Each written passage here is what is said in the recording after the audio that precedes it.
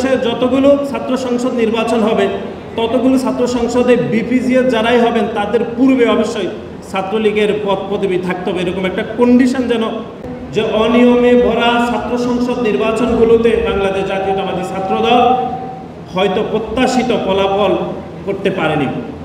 এটি আমরা বিভিন্ন অনিয়ম এবং ষড়যন্ত্র, তারপরও আমরা মনে করছি যে ছাত্রদলের আরও অনেক বেশি ভালো ফলাফল করা উচিত ছিল।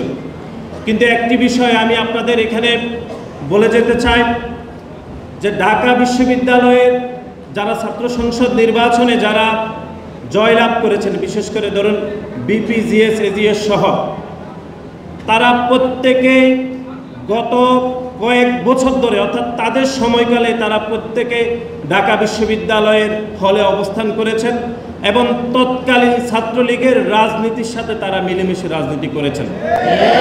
কিন্তু তার বিপরীতে শুধু ছাত্রদল নয়, অন্য অনেক ছাত্র সংগঠন থেকে যারা নির্বাচন করেছেন তারা কেউ হলে অবস্থান করতে পারেননি সেই প্যাসিবাদের বিপক্ষে রাজনীতি করার কারণে।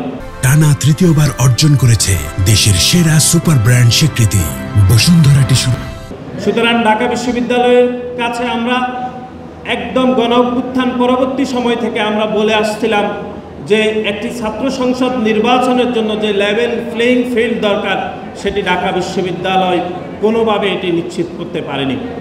আমরা জাহাঙ্গীরনগর বিশ্ববিদ্যালয়ে একই চিত্র দেখেছি, যারা বিপি নির্বাচিত হয়েছেন, যারা জিএস এজিএস নির্বাচিত হয়েছেন, তারা প্রত্যেকেই প্যাসিবাদের আমলে তারা হলে থেকেছেন এবং প্যাসিবাদের পক্ষে তারা স্লোগান দিয়েছেন এবং সেই প্যাসিবাদী সংগঠন ছাত্রলীগের হয়ে রাজনীতি করেছেন।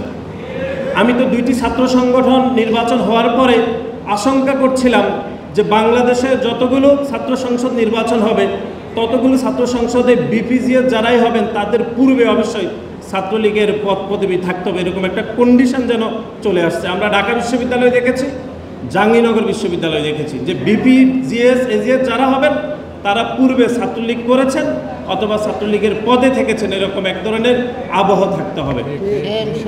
আমরা মনে করি যে শিক্ষার্থীরা হয়তো ভোট দিয়েছেন অথবা কোনো অনিয়ম হয়েছেন, যেটি হয়ে থাকুক, বাংলাদেশ জাতীয়তাবাদী ছাত্রদল সবসময় ন্যায়ের পক্ষে, গণতন্ত্রের পক্ষে, শিক্ষার্থীদের পক্ষে আমাদের আপোষহীন সংগ্রাম সবসময় প্রকাশ্যে চলমান থাকবে।